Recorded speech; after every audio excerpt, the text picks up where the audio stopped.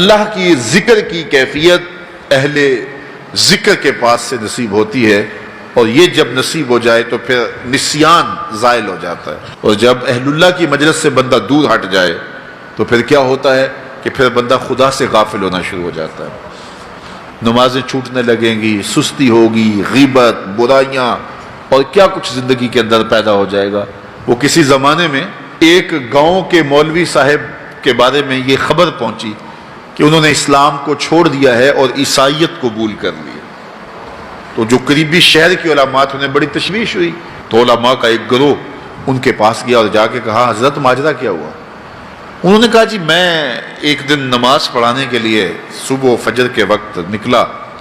ٹھنڈے پانی سے وضو کیا تھا، سنتیں پڑھنے کے بعد نماز میں بھی وقت تھا تو میری آنکھ لگ گئی، تو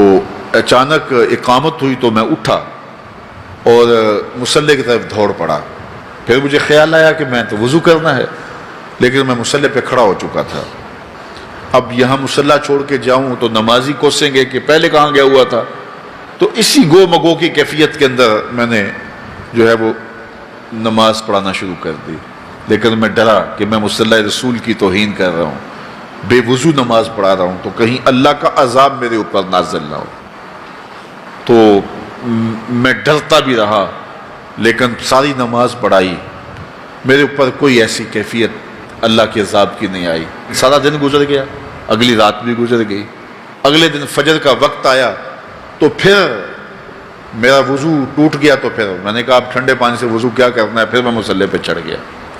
حتیٰ کہ میری عادت ہو گئی، اور میں پہلے تو ڈرتا تھا کہ اللہ کا عذاب میرے اوپر نازل نہ ہو، اور پھر یہ بھی خوف ختم ہو گیا۔ پھر ایک دن میں غسل کی حاجت سے تھا اور میں نے غسل کرنے کی بجائے فجر کی نماز پڑھا دی، اس دن میں دوبارہ ڈرا کہ کہیں اللہ کا عذاب نازل نہ ہو جائے، تو کہا سلام پھیرا تو میرے اوپر اللہ کا کوئی عذاب نازل نہیں ہوا، تو میں نے اسلام کو چھوڑ دیا کہ اسلام سچا دین ہوتا تو میں اتنی توہین کی ہے مصلی رسول کی،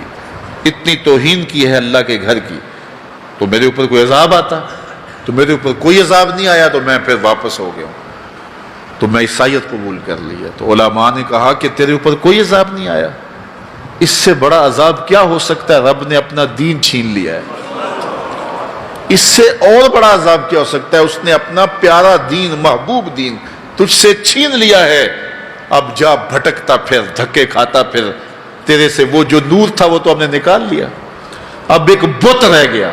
یہ سزا کتنے بڑی سزا ہے، لیکن انسان مادی سزاؤں کو سزا سمجھتا ہے،